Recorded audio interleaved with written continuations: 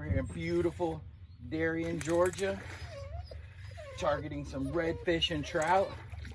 I'm Captain Massa with Coastal Creek Charters. Join me for a coastal adventure. Yep. I said it before and I'll say it again. Life moves pretty fast. You don't stop and look around once in a while, you could miss it. Ooh, gotta love that. Starting off the morning with a big, giant, beautiful redfish.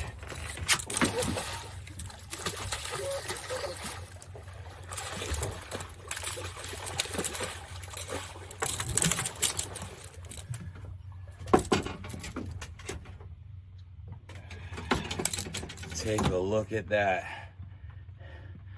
Our Georgia coast has so much to offer. Great fishing and a great life. Big time. Coastal Creek Charters. Let's get started. All right, let's talk about what I'm using today.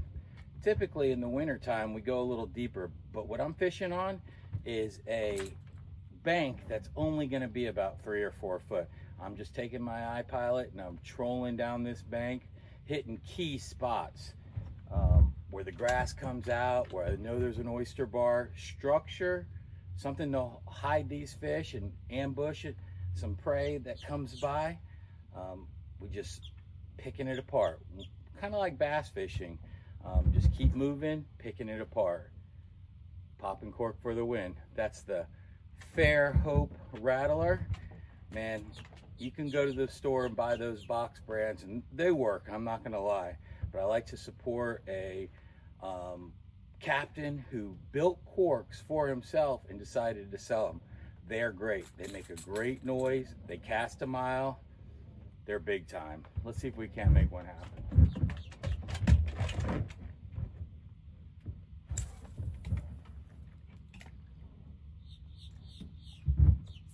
Just cast it right on that bank. Pop, pop. Trying to ring that dinner bell.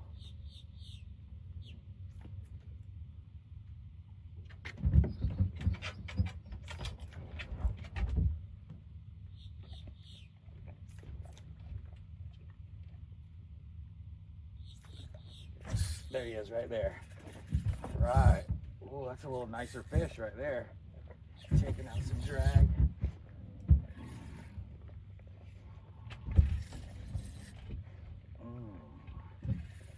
You don't want to horse these fish. I'm going to let them play out. I got my rod tip up high. I'm just pulling and working the angles. I'm trying to turn his head the whole time. Oh yeah. What a beauty right here. Let's get him in. Wow. You gotta love that. That's a beautiful redfish. That Fairhope popper really makes a great noise. And on a still, foggy morning like today, making a little noise is like ringing the dinner bell. They come running to that bait. That's a beauty. Let's see if we can make some more happen. Big time.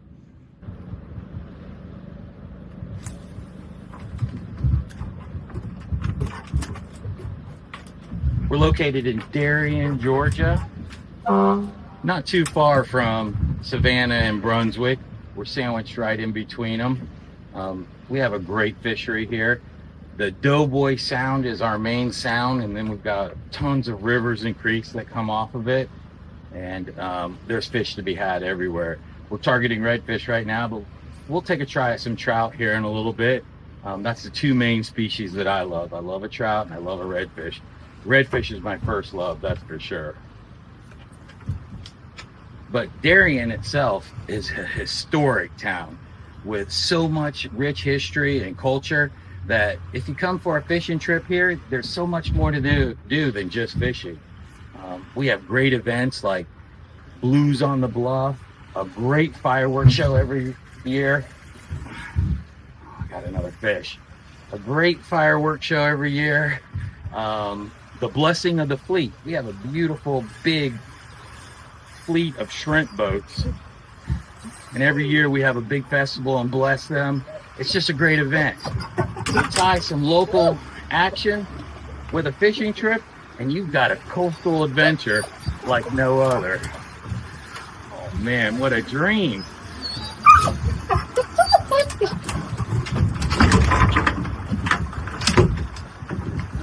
River, you better settle down. You get so excited.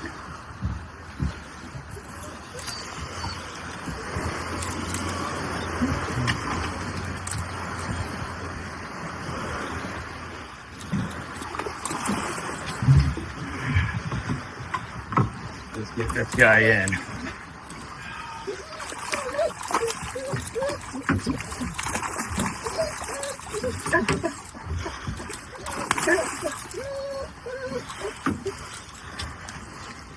River.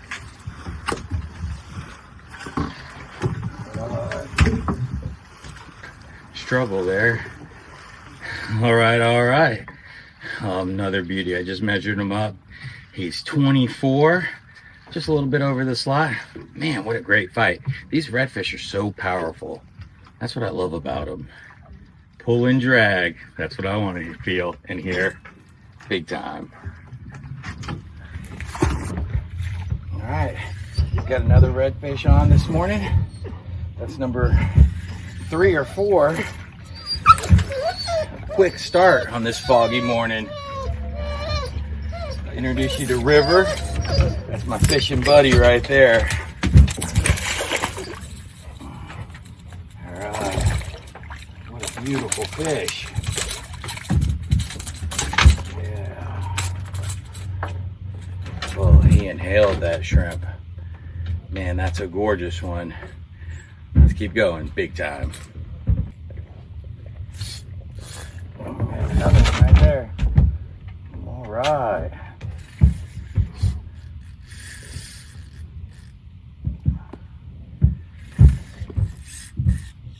If you notice, I'm letting the rod tip do all the work. Putting the pressure on him, he's turning, and I'm working the angles. My goal is to turn his head towards me. Just applying the pressure. For a long time, I really horsed fish in.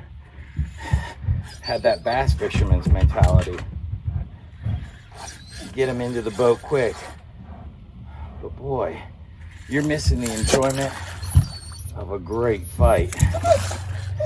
Every time he turns, I'm turning his head back. Let the rod tip do the work.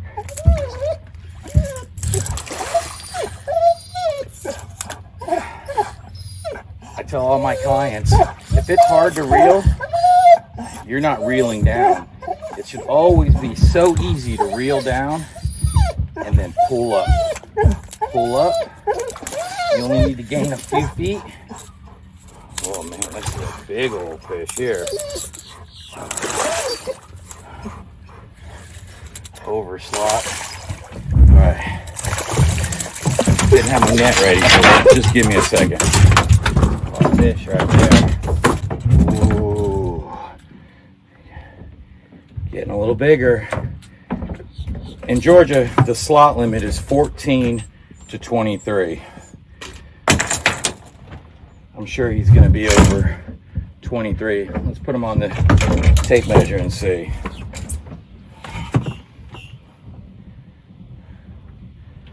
All right. 25 inches. Man, I just love those spots. What a life this is. Coastal Creek Charters. Alright, we're fishing an outgoing tide. It's about a 7-foot tide today. Darien's really unique. We can have tide shifts up to 10 feet. So a 7-foot tide is really good. It's a big swing, but what I really like about it is that we've always got water movement. Water movement's so key to catching fish because A fish wants to sit there and let that bait come to them. Right. It's a beauty.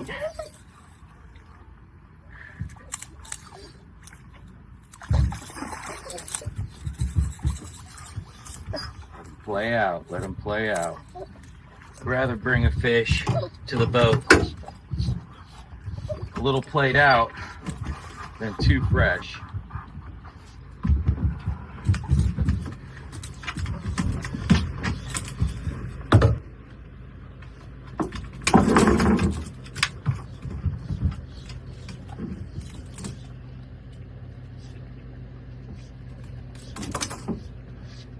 That's a great fish right there. Man, I bet you that one's right in the slot. It'd be a perfect eating. Let's give him a measure.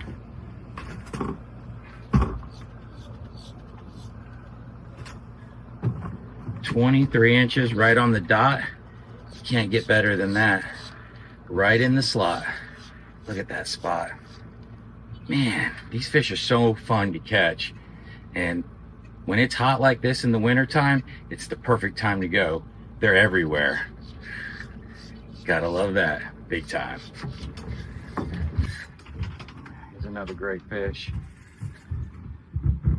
Yeah. Man, I just love catching these redfish. They're so fun. What a great fight.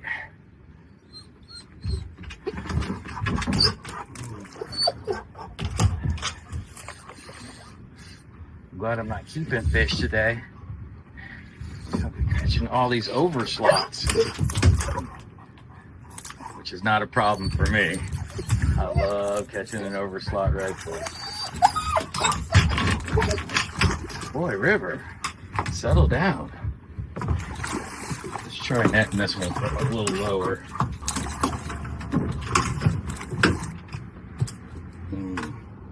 That's a great redfish.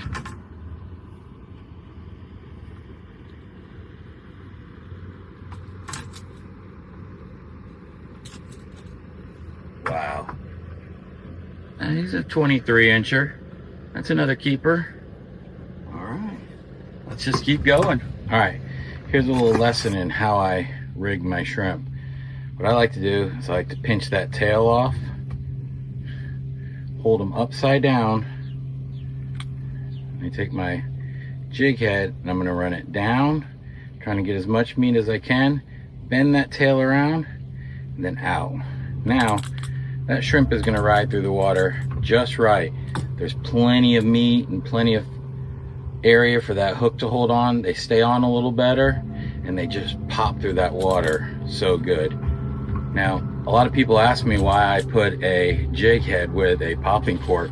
My goal is to get that shrimp down as fast as possible. If you just have a regular little kale hook, he might flail around at the top, which is okay in shallow water, but it is winter and it's getting a little colder, so low tide, those fish are pushed off the bank a little bit. They're probably 20 feet off the bank, and I want that bait as close to the bottom as I can. Let's see if we can't make this one out.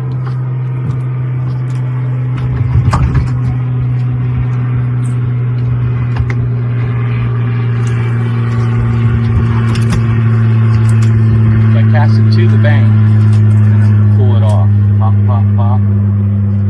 As soon as it gets to the area where the current can start taking it, I'm gonna stop pulling it off the bank and I'm gonna let it go with the current. But I am still popping. It's a dance you have to do.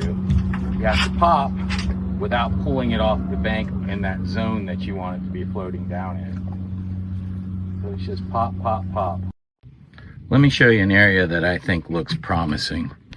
If you take a look here, you see all the oysters.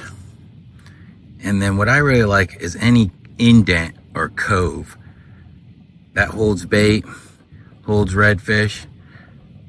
So we know that when the tide comes up, all that bait's gonna be in those oysters and those fish are gonna be there. So they can't get in there now. They're just staged off, waiting for that tide to change, and that bait wants to get in there too. So this is a great area. Let's give this a try. An area like this has a lot of drop-offs What I mean is, it comes off the bank and it goes out for a while. And if you study contour lines, you can see where the drop-off point is. So at low tide, those fish are going to get not on that flat, they're going to get right on the drop-off line from the flat to the bank, and they're going to get a little lower. They can get underneath that bait that's coming down. It channels the bait, it channels things towards them, and it's a little deeper. So I'm looking to get out right to that drop-off, and that's when I stop it and let it sit for a little bit. Pop, pop, pop. I'm trying to attract them, and I'm sitting right on that edge. Now, it moves and turns all down the bank, but if you fish the area long enough, you can pretty much tell where those drop-offs are, because that's where you're catching the fish at low tide. High tide's totally different situation. High tide, I'm pressed up right on to the grass. I'm letting that cork get right on that grass and floating it right down there, because that's where the bait's going to be. It wants to get up into the marsh, and that's where the redfish are going to be. Trout, you can go a little deeper, but for redfish at high tide or when it's right on the grass, that's the best spot for them. Low tide's a little different action.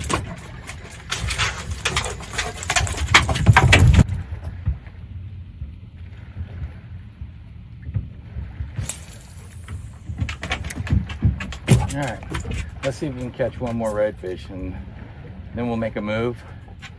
See if we can't put a trout or two in the boat. It's a little different tactic.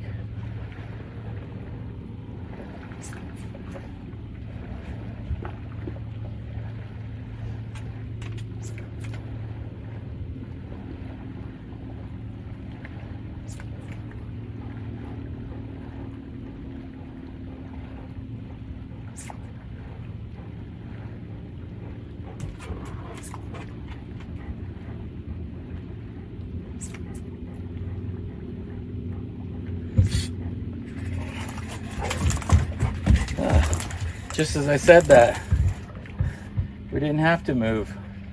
It's a little baby trout, but they mix in there with those redfish.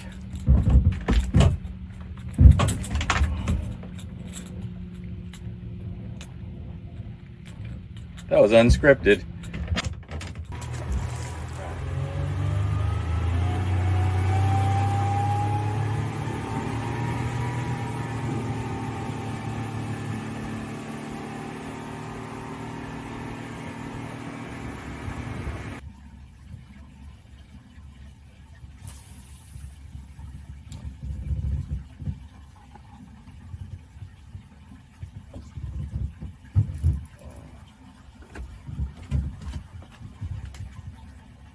What I like about trout is they school up.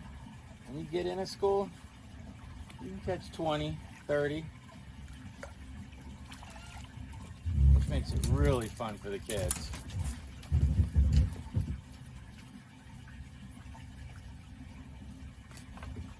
Especially when you get these small trout. I'd like to get in a school of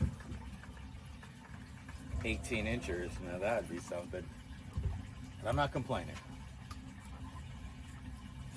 Get it out there. You get a bite, cast right around that area, because they're in there. As you can see, it's one right after another.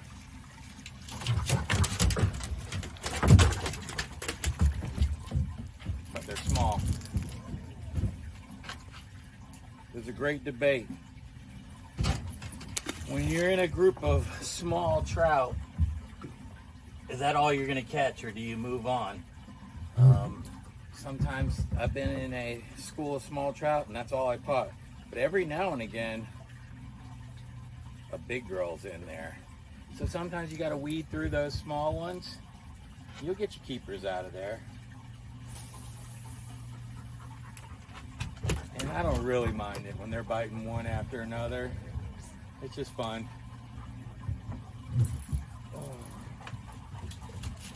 Okay, this one might be a little nicer fish.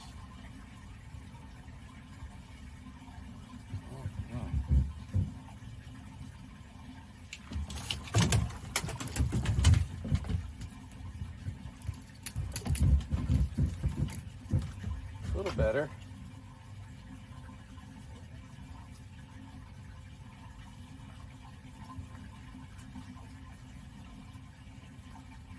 But not what we're looking for.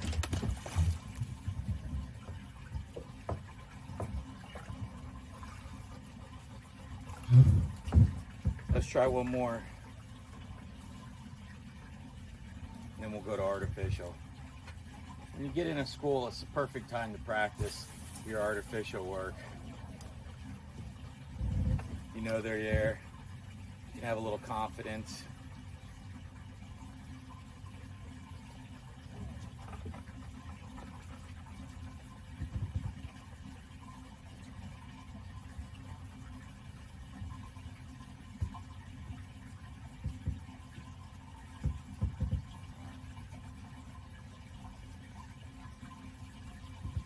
So that cast, I cast it about, I'll say 10 feet from where I had just caught those last few.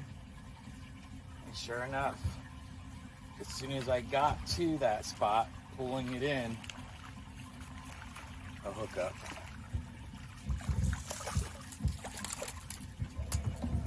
Now it looks like we're in a school of some baby trout. So let me throw on some artificial, give that a try, and we'll be back. Well, if you come to McIntosh and you want to bring your own boat, you got to check out Blue and Hall, otherwise known as the McIntosh County Rod and Gun Club. It's a great marina.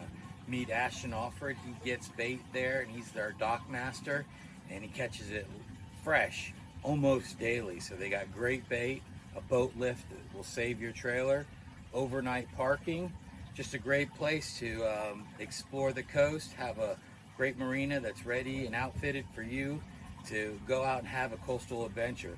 So check out McIntosh County Rod and Gun Club, otherwise known as Blue and Hall Marina.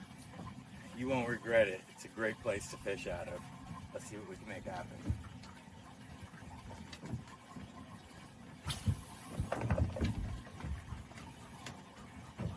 Fun thing about an artificial is you can sling it. It's got a little 1/4 ounce jig head on there. Still casting a mile.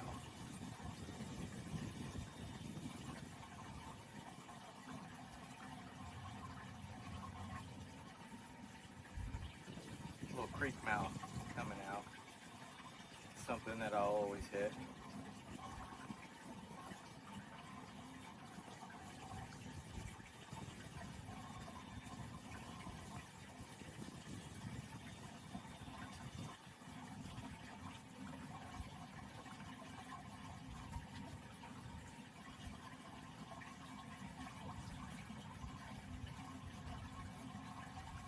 Working it all the way back to the boat.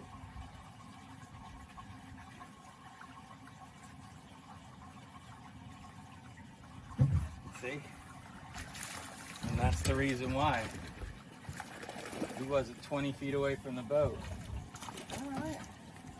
A little nicer trout right there. Still looking for the big guy. Well, big time. What a great day today was. Thank you so much for joining me for a coastal adventure. If you're interested in a charter, check out Coastal Creek Charters.